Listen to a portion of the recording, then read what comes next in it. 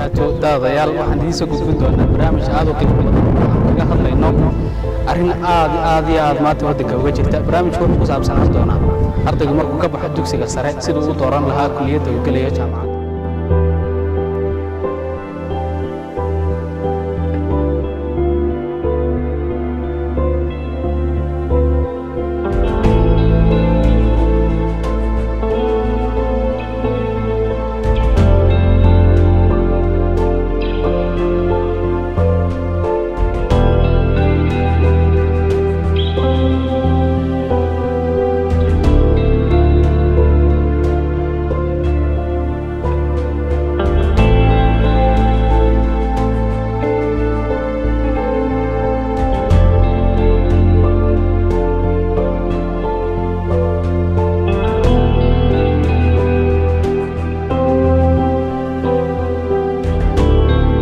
بسم الله الرحمن الرحيم مقعي هو أحمد جامع صلاة وحنكتها جامعة بدر International University